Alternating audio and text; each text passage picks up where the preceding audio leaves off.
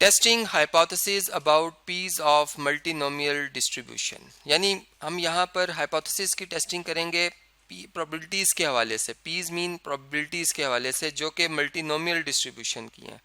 यानी multinomial distribution basically generalisation है binomial distribution की। ठीक है, जैसे आप जानते हैं कि जो बायनोमियल डिस्ट्रीब्यूशन है इसमें जो हर ट्रायल है इसकी दो पॉसिबल आउटकम्स होती हैं। जैसे हम कॉइन की बात करते हैं, ठीक है, एक कॉइन को जब टॉस किया जाता है तो इसकी दो पॉसिबल आउटकम्स आती हैं, या हेड आता है या टेल आती है। ठीक है, इसी तरह एक इंटरव्यू में एक बंदा जब आता है तो या वो उसमें पास होगा या फेल होगा, मतलब दो ही पॉसिबल आउटकम्स हैं। ठीक है, लेकिन जब हम ऐसे ट्रायल से डील करते हैं जिसमें दो से ज़्यादा पॉसिबल आउटकम्स आती हैं, ठीक है, जैसे कि एक डाई की मैं एग्जांपल देता हूं आपको कि जब इसको टॉस किया जाता है तो इससे 6 पॉसिबल आउटकम्स आ सकती हैं, यानी इसके 6 फेसेस हैं तो 6 पॉसिबल आउटकम्स है, कोई भी एक आ सकती है, उसकी अपनी अपनी प्रोबेबिलिटीज़ हैं। ठीक है, या इसी तरीके से अगर मैं बात करता हूं जैसे ब्लड के ग्रुप्स के हवाले से, हम ब्लड टेस्ट कराते हैं, ठीक है, उसमें ब्लड ग्रुप को हम चेक करते हैं। ठीक है, तो उसमें फ़र्ज़ करें ओ जो टाइप के ब्लड ग्रुप है, ठीक है,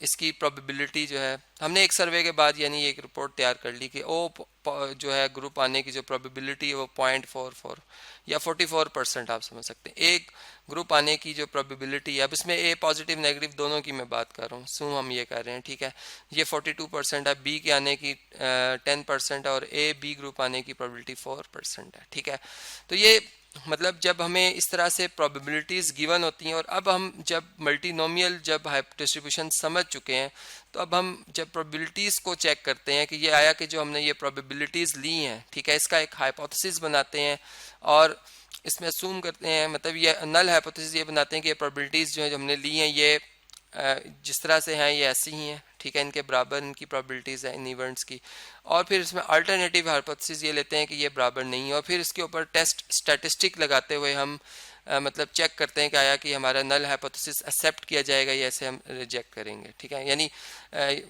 इस बात को हम अब एक रियल लाइफ की जो है वो एग्जांपल से देखते हैं।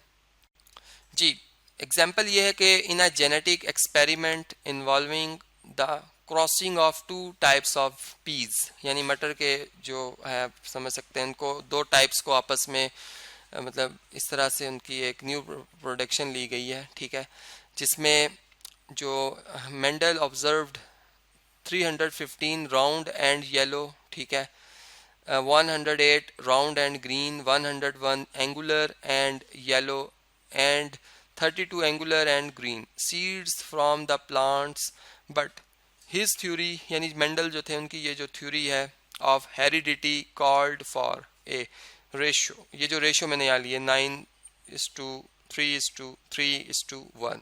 ठीक है, ये हमने यहाँ पर यूज़ करना है 5% सिग्निफिकेंस लेवल, यानी कि हमारी 5% प्रोबेबिलिटी होगी यहाँ पर कि जो हमारा नल हाइपोथेसिस उसके रिजेक्ट होने की। ठीक है, और हमने ये देखना है कि do the data support the theory, कि ये थ्योरी जो उन्होंने पेश किया है आया कि ये प्रोबेबिलिटीज़ के हवाले से जो है ये ट्रू है या नहीं है, इसको एक्सेप्ट किया जाए या नहीं किया जाए। ठीक है, तो अब इस बात को समझने के लिए सबसे पहले मैं जो नल और अल्टरनेटिव हाइपोथेसिस हैं इस एक्सपेरिमेंट के या इस एग्जाम्पल के वो आपके सामने स्क्रीन पर शेयर कर देता हूँ। जी स्टूडेंट्स, ये आप देख सकते हैं कि यहाँ पर जो नल हाइपोथेसिस हमारा वो ये है कि जो प्रोबेबिलिटी 1 है वो 9/16 है। ठीक है, चूँकि अगर आप इन तमाम को ऐड करें तो ये देखें 9 + 3 12 + 3 15 + 1 16 होता है। तो इस तरीके से हमारे पास जो P1 आएगी वो 9/16, P2 जो होगी वो 3/16, फिर इसका P3 3/16 और P4 जो होगी 1/16 होगी। ठीक है, जबकि इसका अल्टरनेटिव हाइपोथेसिस ये है कि जो ये हमें प्रोबेबिलिटीज़ में ले रहा हूँ ये आपस में जो इसका P1 के लिए 9/16 है ये इसके बराबर नहीं है, ये इसके बराबर, तब मैं एक इनको इकट्ठे मतलब इनकी बात कर रहा हूँ। ठीक है, अगर हम ये कहते हैं नल जो है रिजेक्ट हो रहा है तो इसका मतलब है कि तमाम जो ये प्रोबेबिलिटीज़ हैं या ये जो रेशो उसने बताई थी ये रिजेक्ट हो जाएगी। ठीक है, और उस मतलब जो हम ये कह सकते हैं कि ये डाटा है फिर ये इस थ्योरी को सपोर्ट नहीं कर रहा। ठीक है, तो देखें अब इसके लिए जो टेस्ट स्टैटिस्टिक हम यूज़ करेंगे उसका जो फार्मूला होगा वो मैंने यहाँ पर आपके सामने स्क्रीन पर शेयर कर रहा हूँ। ठीक है, ये आप देख सकते हैं काई स्क्वायर डिस्ट्रीब्यूशन हम यहाँ पे यूज़ करेंगे। ठीक है, और इसमें हम जो ये हमारे पास क्वोशंट आएगा, यानी पहले हम ये जो डिफरेंस है, ठीक है, ये जो हमारे पास वैल्यूज़ आ रही हैं ऑब्जर्व्ड वैल्यू और एक्सपेक्टेड वैल्यू का, इनका डिफरेंस का स्क्वायर करेंगे, ठीक है। और इसको फिर इसी तरह ये जो प्रोडक्ट है n times P I not जो है, ठीक है, इसके साथ डिवाइड करने के बाद जो ये सारी वैल्यूज़ आएंगी, 4 वैल्यूज़ आएंगी, इनका सम करेंगे हम, तो फिर हमें ये काई स्क्वायर की वैल्यू मिलेगी, ठीक है। ये हमारा टेस्ट स्टैटिस्टिक होगा। और फिर चूंकि हमें सिग्निफिकेंस लेवल जो बताया गया है वो 5 बताया गया है जी। तो इसमें फिर हम चूंकि न्यू जो है हमारे पास डिग्री ऑफ फ्रीडम जो है वो हमारे पास होगा 3, चूंकि हम बात करें यहाँ पर 4 टाइप्स की, ठीक है, या रेशो में जो हम ले रहे हैं नंबर वो कितने ले रहे हैं, 4 ले रहे हैं, 4 यहाँ पर टर्म्स आ रहे हैं, ठीक है। तो हम इसको लिखेंगे k-1 न्यू जो है, ठीक है, सॉरी ये जो हमारा डिग्री ऑफ फ्रीडम है, ठीक है, न्यू। तो ये इस तरह से इसकी वैल्यू 3 आएगी। तो हम टेबल में 5% पे और डिग्री ऑफ फ्रीडम 3 पे जो देखेंगे वैल्यू, वो हमारी क्रिटिकल वैल्यू होगी। और अब वो क्रिटिकल वैल्यू हमें क्रिटिकल रीजन बताएगी। अगर इस स्टैटिस्टिक से फर्ज करें काई स्क्वायर की वैल्यू हमारी आती है जो कि क्रिटिकल वैल्यू से ग्रेटर आ जाती है या उसके रीजन में आ जाती है, तो फिर हम नल को रिजेक्ट कर देंगे, अदरवाइज हम उसे रिजेक्ट नहीं करेंगे, ठीक है।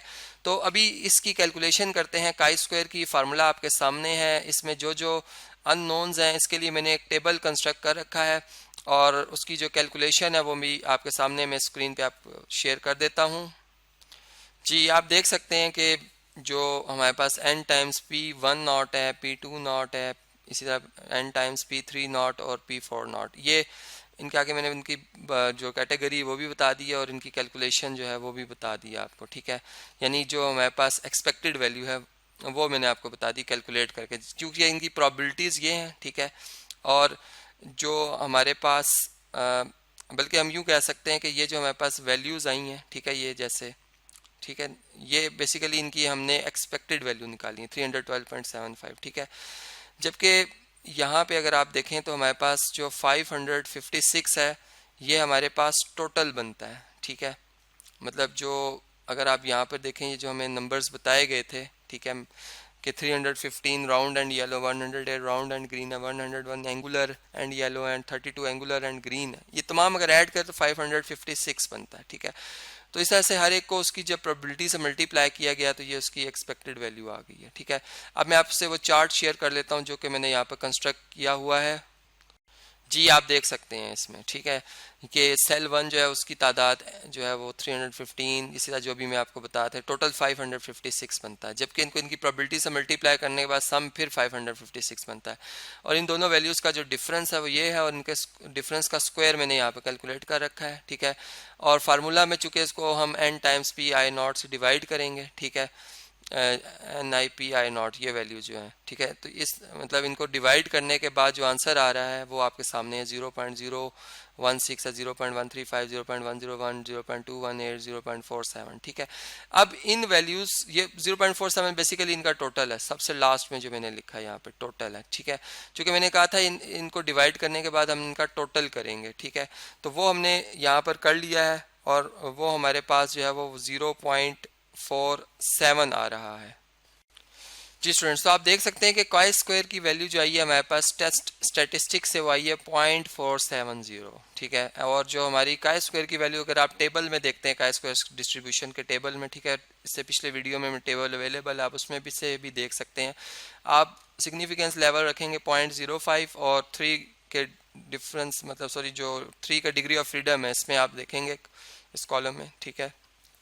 तो 3 की रो में रहेंगे आप तो आपको आंसर मिलेगा 7.82, ठीक है। 3 डिग्री ऑफ फ्रीडम देखेंगे आप जब, तो अब देखें ये वैल्यू इससे लेस आई है, क्रिटिकल रीजन में फॉल नहीं कर रही, ठीक है। इसलिए हम कंक्लूड करेंगे कि जो डाटा है वो एविडेंसेस को सपोर्ट कर रहा है, ठीक है।